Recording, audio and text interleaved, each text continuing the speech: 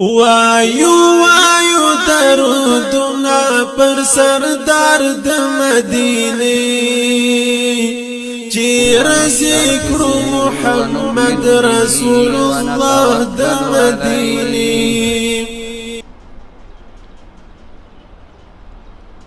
ونعوذ بالله من شرور أنفسنا ومن سيئات أعمالنا. من يهده الله فلا مضل له ومن يضلله فلا هادي له. ونشهد أن لا إله إلا الله وحده لا شريك له. ونشهد أن سيدنا وحبيبنا ورحمتنا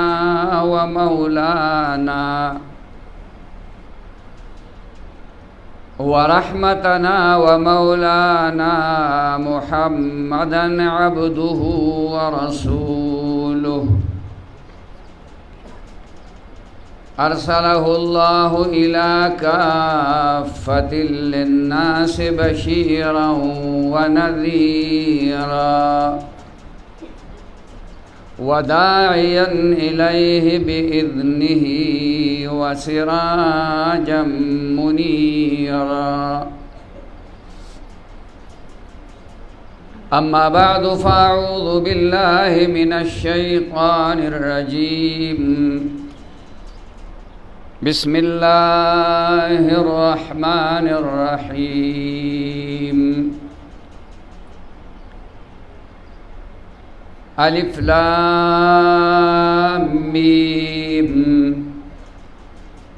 ذلك الكتاب لا ريب فيه هدى للمتقين.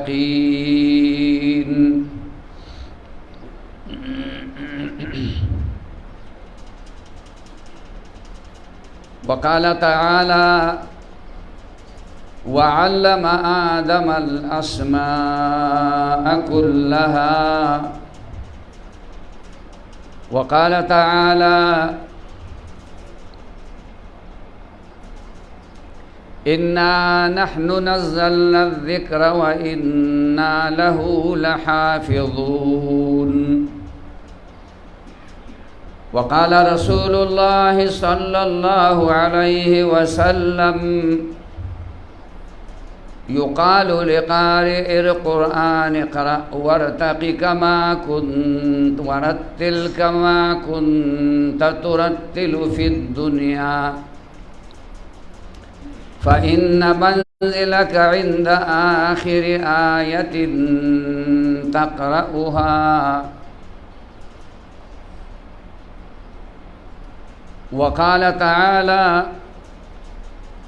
ما كان محمد أبا أحد من رجالكم ولكن رسول الله وخاتم النبيين.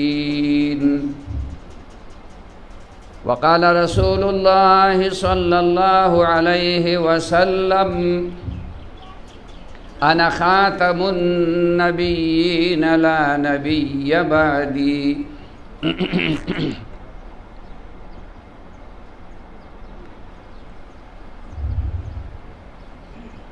یہ حکمت ملکوتی علم لاہوتی، یہ حکمت ملکوتی علم لاہوتی، حرم کے درد کا درمان نہیں تو کچھ بھی نہیں. خرد نے کہہ بھی دیا لا الہ تو کیا حاصل، دل و نگاہ مسلمان نہیں تو کچھ بھی نہیں. عجب نہیں کہ پریشاں ہو گفتگو میری، فروغ صبح پریشان نہیں تو کچھ بھی نہیں. وہ فاقہ کش جو موت سے ڈرتا نہیں ذرا، रूह मोहम्मद उसके बदन से निकाल दो। अहले अरब को दे के फरंगी तखय्युलात, इस्लाम को हिजाज व यमन से निकाल दो। अहले हरम से उनकी रिवायात छीन लो। आहू को मरगुज़ार खुतन से निकाल दो। अफ़गानियों की गैरत दी का है ये इलाज, मुल्ला को उनके कोह दमन से निकाल दो। इक़बाल के नफस से हिलाली की आग तेज़, ऐसे गज़ल सरा को चमन से निकाल दो। एक अरब ने आदमी का बोल बाला कर दिया, एक अरब ने आदमी का बोल बाला कर दिया। दिल को रोशन कर दिया, आँखों को बीना कर दिया। दुर्फिशानी ने तेरे कतरों को दरिया कर दिया। खाक के ज़र्रों को हम दोषे सराया कर दिया। खुद न थे जो राह पर औरों के हादी बन गए, क्या नज़र थी जिसने मुर्दों को मसीहा कर दिया। दरूद शरीफ हुआ है दاسې نه د ناتخوانانو تاسو نه زما په خیال تیل وخکل چغې در باندې ووالې په زور در باندې سبحان الله وي اوس درود شریف نشي ویلی لږې په زور ووایې چا خو پابندي نه لګولې که نه چاته ډاکټر خو پرهیز کړي نه نو چې نه نو درود شریف ډېر وایې او په زور یې وایې په یو درود شریف باندې الله جل شانه مختلف روایت راغلي خو کم از کم 10 فایدې پې ورکوي څومره اورئ که نه څو فایدې پې ورکوي 10 د باندې رحمتونه نازلوي 10 درله نیکی درکوي او 10 گناهونه دي د عملنامې نه ډیلیټ کوي ورانوي نو دا د خیر خبره ده که نه ده نو تاسو یو ځل بیا درود شریف وایئ اللهم صل على سيدنا محمد وآله وعطرته بعدد كل معلوم لك قابل صدر مکرم علماء کرام خصوصاً زما د علم د لارې د ابتدا نه تر انتها پورې د علم ملګری او د علم د 10 کالو د سفر یو خاص رفیق زما مراد حضرت العلامہ مولانا سمیع الرحمن صاحب دامت برکاتهم العالیہ دے اغی تشریف فرما دی بیان بکی ز سورز اوشوی چه دی علاقی و دی وطن تا راغلی ما کل شرینگل تا او کل یو زیتا او کل بل زیتا نن د دې مفتی صاحب دی الله پاک دې په عمر علم کې برکت نازل کی او د مولانا تاج زمین صاحب د دوی دا اصرارو چې خامخا به ته راځې ما ورته ووي چې هلکه ستړی یم خو به هر حال د هغې خبره مې ښکته نه شوه غورځولی یو ډیره زمانه مخکې هم په دغه جماعت کې په دغه مدرسه کې ستاسو وروڼو سره یو ملاقات شوی و چې ډېر اوږد وخت وشو هسې دې علاقې ته او دې وطن ته مونږ بار بار راغلي یو او بار بار رازو خو خصوصا دغه مدرسې ته او دغه جمعات جامع مسجد ته ډېر کلونه بعد زمونږ او ستاسو د ملاقات الله پاک تقرر کړی او هغه شرف حاصل شو. الله پاک دې بیا بیا زمونږ او ستاسو ملاقات خالص د الله د رضا دپاره بیا بیا حاصل کړي. زما وروڼو دا عجیبه منظر دی، ښکلی، یو بارونقه، یو منور، یو د سعادت نه ډک، یو د برکت نه ډک یو منظر دی چې دا ګلونه د هغه ځای نه راواله هغه ځای پورې الحمدلله دا دلته تشریف فرما دي. ما تېره ورځ هم یو ځای کې خبره وکړه، ما زه چې یو مدرسې ته لاړ شم نو زما زیات نظر په دې بچو باندې د دې د نوراني مخونو ته ګورم چې یو زمانه مخکې د دوی دا مخونه داسې نه وو، د دوی په دې سر دا پټکي نه وو، د دوی دا چهرې داسې منورې نه وې. دا څه چلو شو؟ دا پټکي ورته ولې په سر شو؟ دا چهرې دونه منورې ولې شوې؟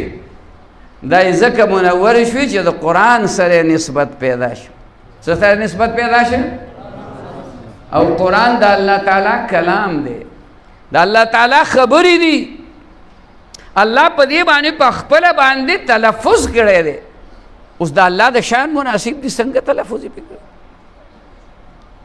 الله په دې تکلم کړی دی.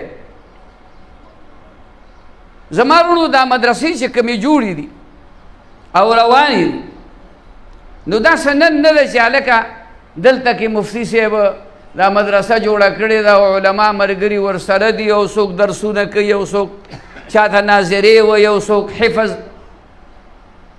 او دا یو نوی غوندې کار دی مفتي صاحب جوړ کړی. نه، دا نوی کار نه دی.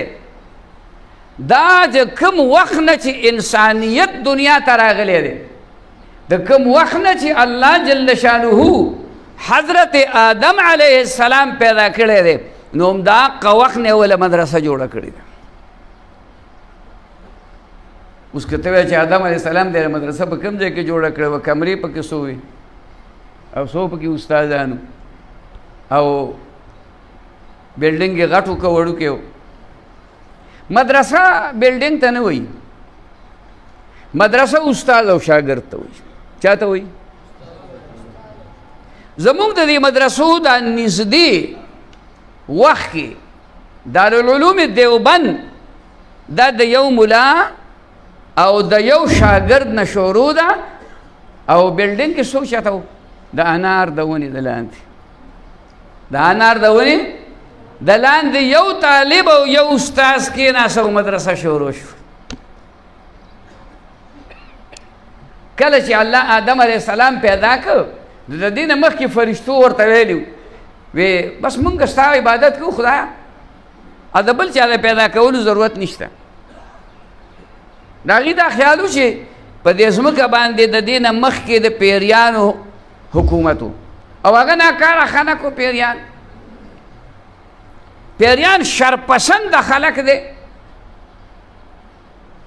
موږ ورته د ډېر یار نه پیریان ماماګان وایي. پیریان ماماګان څه شی ورک شي که نه نو موږ وایي پیریانو ماماګانو خپل څیز والی موږ له خپل څیز راکړي. ځان له ماماګان کړي نور دونه غټ حرامیان دي. مه یارېږئ تې، زه درته وظیفه ښیم خدایم بې خو نه باسه، هېڅ هم درته نه شي ویلی. آیت الکرسي وایه، ډېره ډېرې وایه. شواروز کې 51 پیریس آیت الکرسي وایه. د پیري پلار هم تا ته نشي رانږدې کېدی. تاسو خیال ته خبر راغله؟ نو د پیریانو حکومتونه هغه ناکاره خلک نو د فرشتو دا خیال و چې دا نوی مخلوق الله پیدا کوي نو دی به هم دغسې ورانې کوي. نو وی خدای بل چاته ضرورت نشته. الله ورته وی تاسو نه پوهېږئ، زه پوهېږم. انی اعلم ما زه پې پوهېږم تاسو نه پوهېږئ. آدم علیه السلام یې پیدا کړ. دا قصه اوږده ده، اوږده قصه نه کومه، بیا راته یو طرف ته وایم ستړی یم او بل طرف ته بیا راته مولوي صاحب هغه قاري چې دغه دی دا راته ستړی یم یو جوړم نه. نو مختصره خبره کومه، آدم علیه السلام الله پیدا کړ، روح پکې واچو، ابلیس هم دغه مقام کې موجود دی، فرشتې هم دي. هلکه د ابلیس څه کول دغلته؟ کله چې الله فرشتې د دنیا ته راولېږلي چې ورشي د خلکو خو ډېر ارامېتوب شروع کړی دی، دا اوس غلوئ، د جزیرو ته یې واچوئ، د سمندرونو ته یې نو پیریانې ټول هلته اوس غلوئ. نو دا یو سړی پکې ناست و په یو ګوټ کې وروره تسبیح ورسره وي الله الله یې کول. نو د فرشتو الله ته وي خدای دلته یو کس پکې دی، خو ډېر بزبرګ دی، ډېر ښه سړی دی، نو که ستا خوښوي نو موږ به یې ځان سره درولو. اوس الله ته پته وه چې هغه رضالت ټول په ده کې دی. وایي الله وی رایه راولې ځان سره رایه اسمان ته یې د فرشتو مجلس کې به و. آدم علیه السلام چې جوړ کړ،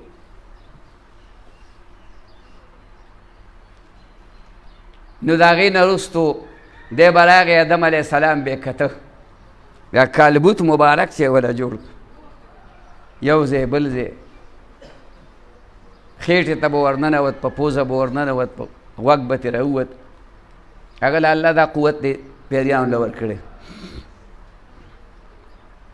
هغه یاره وی که په ما باندې دا مشر که بادشاهي که را باندې نو نه یې منم، که زه یې پې مشر کړم نو پوستکی به وله وباسم.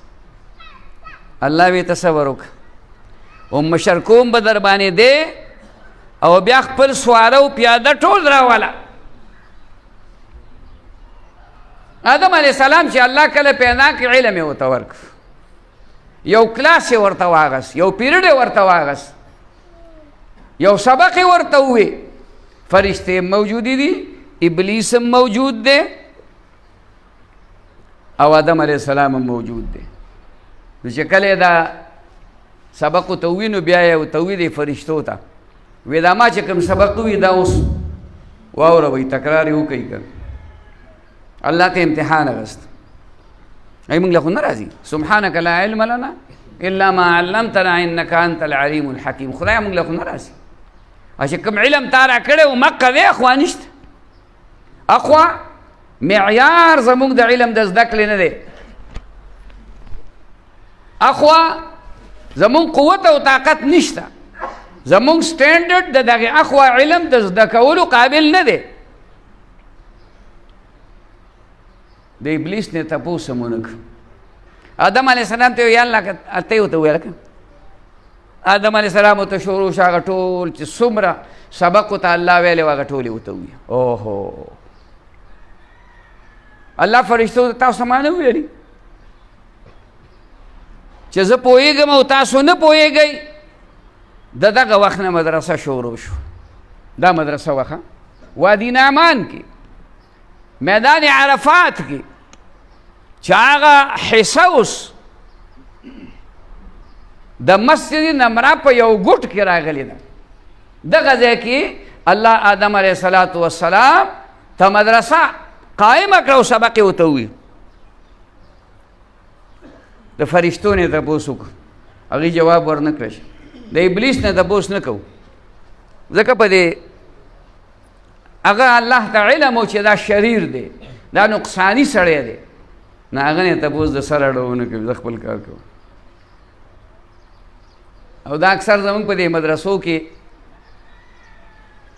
خو دا طلبه ټول شریفان رزیلان پکې نه وي، قابلان او کمزوري به پکې. خو دا څومره بچي چې دلته ناست دي دا د مدرسې طالبان دي، دوی کې به شریر رزیل بد اخلاقه بد کرداره یو هم دی الحمدلله.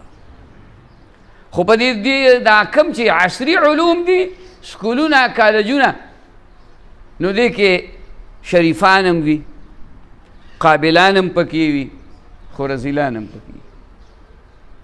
په یو کلاس کې خامخا یو کس دوه داسې وي چې ټول کلاس ته په اور کې ولاړ وي.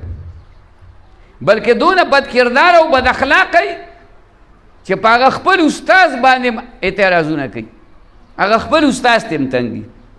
دا ابلیس هغه شریر او هغه ناټي شاګردو، هغه خراب شاګرد الله ته اړو تپوس نه کوي.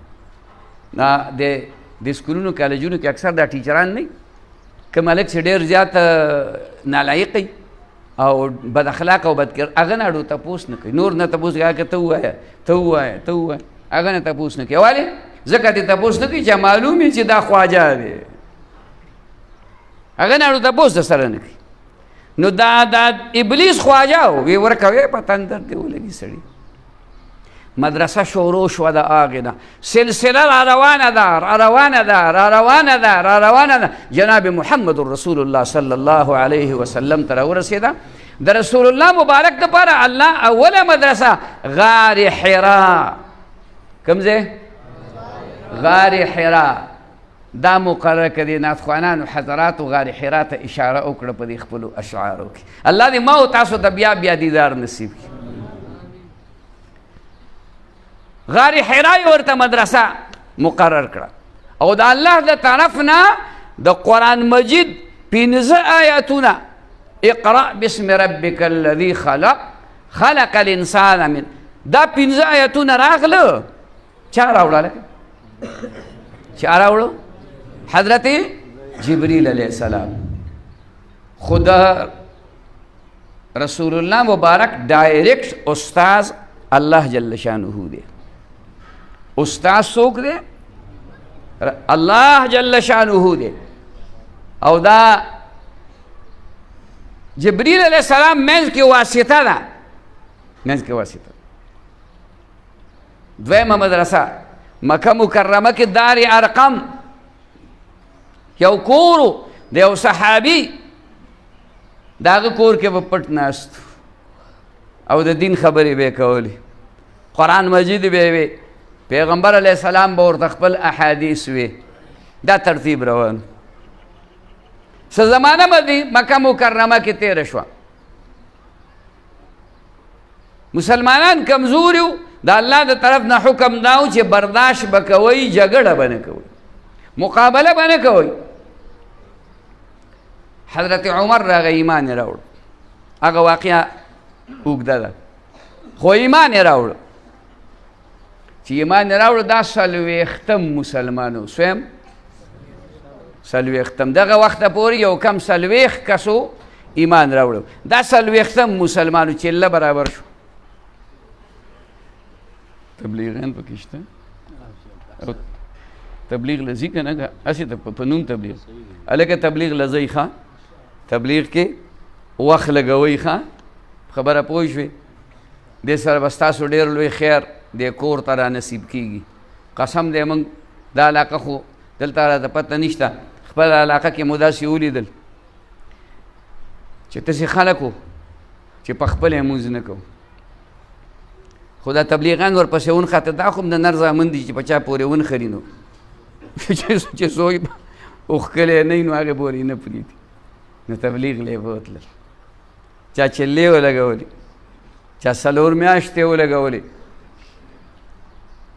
چې واپس راله زامن یې په مدرسو کې داخل کړي. یا یې په خپله مونځ نه کوو او یا یې په زامن چلته داخل کړه په مدرسو کې.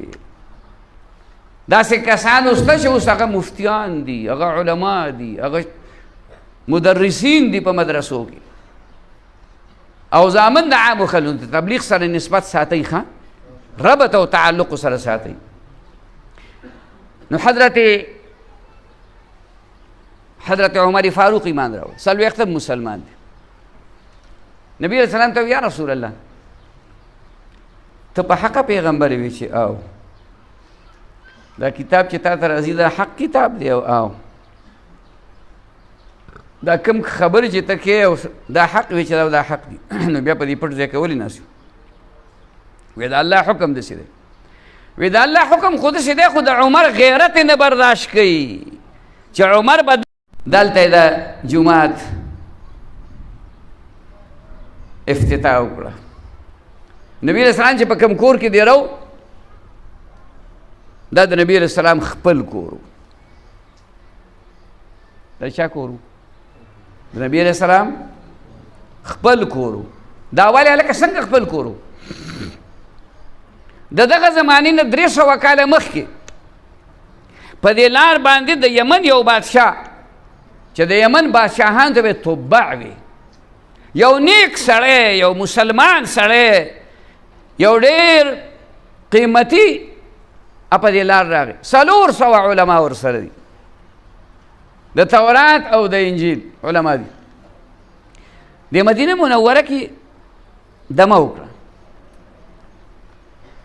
نو بادشاه ته وی چې بادشاه سلامت یو کار وکړه مونږ چې دې ځای ته ګورو نو دا هغه مقام دی چې د آخري زمانې پیغمبر خاتم النبیین امام الانبیاء محمد رسول الله صلی الله علیه وسلم به دې ځای ته هجرت کوي آثار مونږ ته دا ښیي علامات د تورات نه مونږ ته دا معلومه ده چې دلته به هجرت کوي نو که تا اجازت نو مونږ دلته پرېږده مونږ تا سره نور نه سو هغه به بلکل پاتې شي ټولو له کورونه جوړ کړه د چا چې ودونه نه و هغې له یې ودونه هم وکړه ودونه یې موله وکړه او بیا یې یو کور جوړ کړه د رسول الله صلی الله علیه وسلم په نوم باندې دا تفسیر روح البیان لیکلی بیا وګورئ ښه د نبی علیہ الصلوۃ والسلام د پاره دا کور جوړ که مزیدار ته دا به د نبی علیہ السلام کوری په دغه عالمانو کې یو عالم ته یوه توره ورکړه نور څه ډالۍ تحفې مو ته ورکړي یو یې خط ورته ولیکه یو خط یې ورته ولیکه په هغې کې 2-3 شعرونه ولیکل شهدت على انه احمد مرسل زه د دې خبرې ګواهي کوم چې احمد مجتبی صلی الله علیه وسلم د الله رسول دی او بیا وی فلو مد عمري الى عمره لكنت وزيرا له وابن عمي که زما عمر د هغه عمر ته ورسید یعنی هغه وخته پورې زه ژوندی پاتې شوم چې هغه دې دنیا ته راشي او د نبوت اعلان وکړي نو زه به د هغه امداد کوم او زه به د هغه سره داسې محبت لرم لکه د تره زوی چې د تره د زوی سره محبت لري او هغه خط یې وجاهدت بالسيف اعداءه وجاهدت بالسيف اعداءه وفرجت عن قلبه كل همي زه به د هغه د دشمن سره په توره باندې مقابله کوم او د هغه د زړه نه به هر قسم غم او پریشاني در کوم اوهو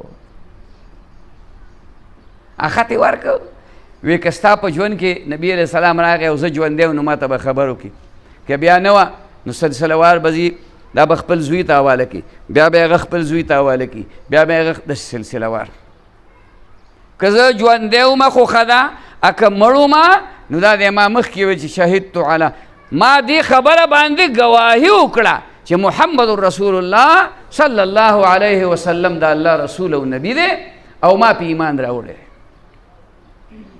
دغه کور کې نبی علیہ السلام دی دا 2 چته کور یو چت لاندې یو چت بر ابو ایوب انصاری په دې کور کې اوسېده دا د هغه عالم په نوسو کې چا کوم عالم ته چې نبی علیہ السلام هغه بادشاه د نبی علیہ السلام هغه تحفې تحایف حواله کړي نو هغه ورته حواله کړ بیا ورته ووایي چې صاحب ته په دې بره چت کې زه به په لاندې چت کې وی ځکه چې دا نشم برداشت کولی چې زه به بره یم ته به لاندې نن خو ادب ختم شوی دی الدین کله ادب دین ټول ادب دی اوس که چاته لږه د ادب خبره وکړي مړه دا پکې دې ځان خبرې راکړي یقین وساتئ دا کم خلک چې دي لوی مقامات او مرتبو ته په دې ادب رسیدلي داسې بزرګان علما تیر شوي چې هغه کوم ځای کې به استاذ د هغه د کور طرف و نه هغه طرف ته به خپې نه غځولې. اوس دا خپې غځول نه فرض و نه واجب و نه سنت مؤکد و، خو ادب څه ادب و ادب. زمونږ یو استاذ دی مفتی غلام الرحمن صاحب دامت برکاتهم العالیه، هغه مونږ ته کتاب وي.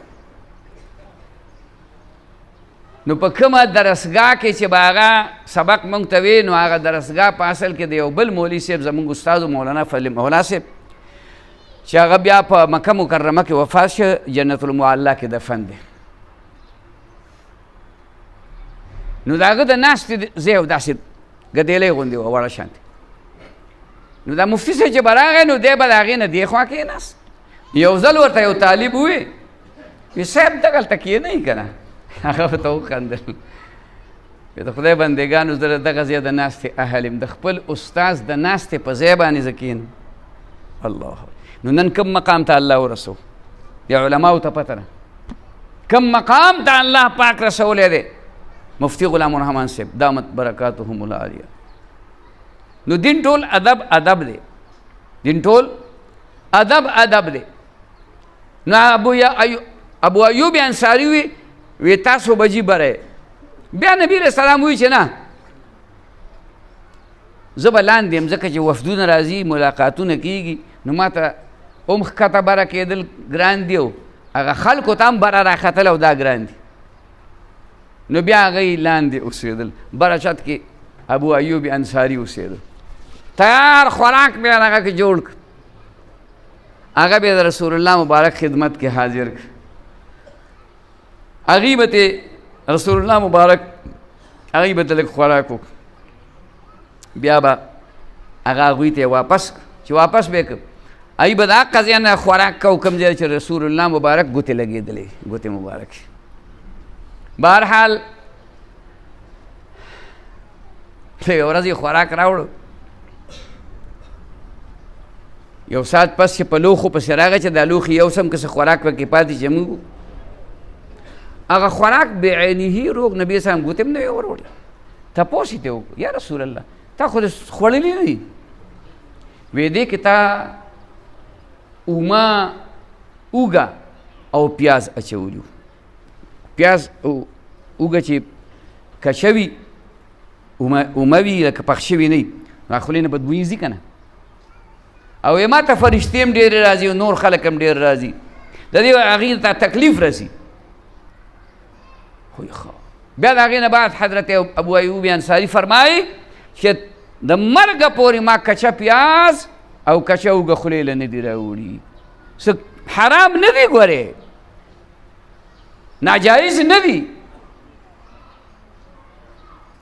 نو دغلته نبی علیه الصلاة والسلام اول جومات جوړ کړ. په دې جومات کې یو بیل ځای جوړ کړ، هغې ته وایي صفه. صفه په عربۍ کې وایي ډبې ته، چبوترې ته، چبوتره. دا تقریبا 36 فوټ اوږده ده او 25 فوټ پلنه ده او 1.5 فوټ دا د ځمکې نه اوچته. دا مدرسه وه، دې باندې به خالص مخلص طالبان ډېر وو، د هغې به نور څه کار نه و بغیر د دې نه چې دي قرآن زده کړي.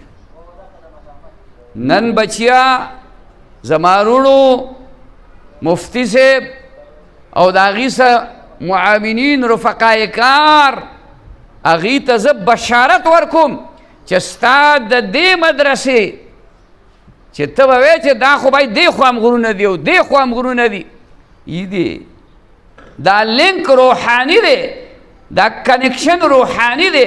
ستا د دې مدرسې کنیکشن دا لګېدلی دی د صفې سره، د مسجد نبوي سره، د رسول الله صلی الله علیه وسلم د هغه مدرسې او د جومات سره.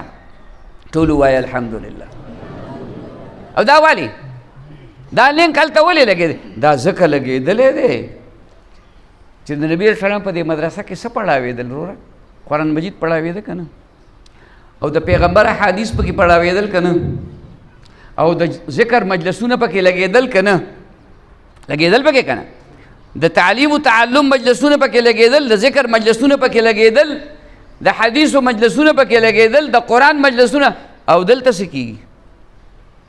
دلته ډولکی والے کی دلته قرآن حدیث او د پیغمبر طریقې داسې کوم دی ښودلی کېږي.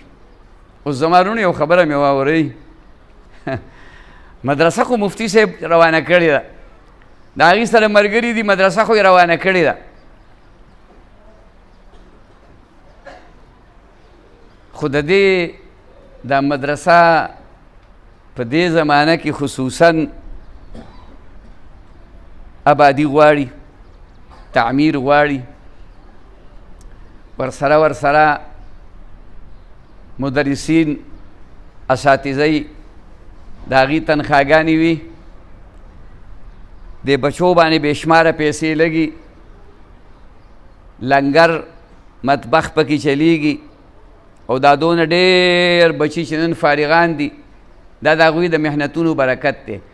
خو تاسو د دې عام وروڼو په خدمت کې یو درخواست کوم، بلکې په تاکید سره درته وایم چې ځان د دې علماو سره په دې ثواب کې شریک کړئ. په دې ثواب کې تاسو خو ډېر ښه خلک یې، بلا دا خو ډېر غټ جومات دی، په دې کې چې کبدیانو د خلکو پته نه لګي چې دا ډېر خدا ډېر خلک دی. الحمدلله ستاسو که شرطي د دین سره محبت نه وي، ستاسو که شرطي د قرآن سره محبت نه وي، ستاسو که شرطه د رسول الله صلی الله علیه وسلم سره محبت نه وي، نو نن به دلته تاسو ناست نه وئ، بس دا بچي به ناستو او دغه استادان به ناستو او موږ مېلمانه دا به راغلي. معلومه ده چې ستاسو د قرآن سره محبت شته که نه؟ د رسول الله سره محبت شته که نه؟ او جنت هم خوښ دی؟ زما په خیال داسې غلي غوندې شو په دې خبره باندې، مفتي صاحب داسې غلي شانتې شو. جنت هم نه دی خوښ؟ خواښ هم نو په زوره ووایې که نه؟ یا لکه نو زه خو اوس دې ورته نه لېږم، لږ صبر وکړه، صبر چې مړ شي بیا به ورته ځې. نو چې د چا جنت خوښ دی لږ لاس اوچت کوي چې فرشتې پې ګواه شي. زما خو خوښ دی، زه یم که خدای بېګاره دې مړ کړم نو ایسته مې جنت ته بوځي. عمل مې نشته. ماشاءالله ماشاءالله ماشاءالله داسې به وکئ چې اوس درته څه ویم نه خفه کېږئ مه، خو چې څنګه هم دا لاس اوچت کړي چې جنت هم خوښ دی که نه، نو د دې مفتي صاحب سره او د دې مدرسینو سره به د دې مدرسې سره به مالي تعاون کوئ. هر سړی کوئ به مالي تعاون، پیسې پېژنئ، 1 2 3 4 لوټ خو پېژنئ که نه؟ زه خو یې ډېر ښه پېژنم، زما خو ډېر خوښي. ستاسو هم خوښي، ما ته پته ده مړه. څوک دوکانداران دي، څوک زمیندار دي که نه دي، څوک نوکر پیشه دي، د چا څه او د چا څه، په دې خپله آمدنۍ کې یو مستقله حصه مقرر کړي. مفتی صاحب به درپسې نه درځي، مدرس صاحب به درپسې نه درځي. دا ستاسو بچي دلته راځي چې میاشت پوره شوه هغه پیسې راواله، که 100 روپۍ دي، که 1000 روپۍ دي، که 10,000 دي او که 15,000 دي، او هغه سیده راوړه مفتي صاحب ته حواله کړه. یا لکه د خدای بندګانو، دا دین یوازې د مفتي صاحب دی، دا دین یوازې د سمیع الرحمن صاحب دی، دا دین یوازې چې کوم دی د تاج الدین مولوي صاحب دی، دلته بلا علما نور ناست دي، دا دین یوازې د دوی دی که نه ستاسو هم دی؟ د ټولو مسلمانانو دی، ښه د ټولو مسلمانانو دی، زما هم دی او ستا هم دی او د بل هم دی او د بل هم دی، هر مسلمان. نو چې د هر مسلمان دا دین دی نو د خدمت به پکاري، او د ټولو نه اولنی خدمت یې هغه د پیسو دی چې مالی تعاون به ورسره کوي. او دویم تعاون یې دا دی چې دا خپل بچي دا نن چې راغلي دا ګلونه یې ترې جوړ کړي دي، نو خپل بچي مړه هر سړی میرات بلې ځای 14 بچي دي، یو پکې 2 پکې علم ته خامخا وباسئ. موږ په دې یو ځای کې سبق وینو، هلته ډمو ډېر بهترین ډمو ډېر ښه دولکی به و، نو یعنې په خپل دغه کې بهترین و که نه په خپل ډمتوب کې بهترین و تاسو به وایئ چې داسې بهترین و چې دلته امامتي کوله ډمتوب کې بهترین هغه ته چا ویل که زامن دی څنګه دي ښه دي یا ښه دي هغه څلور خو خپل کار کوي خو یو تک هلته طالبان موږ سره به کېناسته زموږ همزولتیا کې غوندې و او خیال محمد نوم یې وی چې هغه د مولیانو طالبانو سره کینه پکې د کار نه دی نور ښه دي خپل کار کوي ګیري میري خلکو له خوري تاسو خو احترام کوئ دا فرض کوي چې دا یو زوی زبان نشته پنځه دي دا پنځم ترې راوباسه د علم ته وی دا مې د کار اوښکو قسم دی چې د کار دغه شو په یقین سره درته وایم د کار هغه شي چې کوم عالم بهرحال ما په ابتدا کې څه خبرې ویلې وې ابتدا کې موضوع کې مې څه خبرې ښودلې وې خو د هغې موقع اوس نشته چې په هغې درته خبره وکړم خو انقلاب رسول الله مبارک دی دنیا کې راوستی قرآن انقلابي کتاب دی قرآن انقلاب راوستی د دې قرآن سره به خپل ربط قایموئ او د دې په احکامو به عمل کوئ پابندۍ سره تلاوت کوئ د دې قرآن حق دی په موږ باندې حق دی ځکه چې صحابه کرام هغه خلک وو چې هغوی د ایمان راوړو نه مخکې بل شانتي وو خو چې کله ایمان یې راوړو او د رسول الله په صحبت کې یو منټ هم لا پوره نه و تېر کړی چې بیا بلکل بدل شو حضرت عمر را روان دی رسول الله مبارک قتلوم او چې راغی او کېناست نو فورا بدل شو د لاس یو طرف او بل طرف داسې انقلاب دا د قرآن برکت دی دا د حدیثو برکت دی دا د دې مدرسو برکت دی د مدرسو کې چې کوم خلک تیاریږي قسم دی یاد وساتئ دا کوم بچي د دې په دې کورونو کې به الله د دې قرآن لوی خیرونه او برکتونه راولي زه دې بچو ته مبارکي ورکوم د دې مور پلار ته خصوصا د دې اساتذه او مفتي صاحب ته ټولو ته مبارکي ورکوم الله پاک دې ته د دې قرآن دا ختمونه مبارک کی او الله پاک دې مزید توفیق چې کوم دی تاسو له مفتي صاحب له ټولو ملګرو له ورکړي چې دا مدرسه نور هم مخ په ترقۍ کوي که ژوند باقي او موږ بیا چېرته رالو نو زه وایم چې د دې مدرسې دا رونق بل شانتي لږ ښایستی مزیداري او د دې دا آبادي نور هم مزیداره شوي د دې رنګ روغن نور مزیدار چې کوم دی شوي او دا طالبان چې اوس پکې څومره دي چې دومره ورسره نور بچیانو ځان سره به کم از کم یو ملګری بل راولئ کم از کم یو ملګری به بل راولئ دوه درې څلور ملګري ځان سره راولئ الله پاک دې ما ته او تاسو ټولو ته عمل نصیب کړي که څه کمی بیشی شوي علماؤ نه معافي غواړم واخر دعوانا ان الحمد لله رب العالمين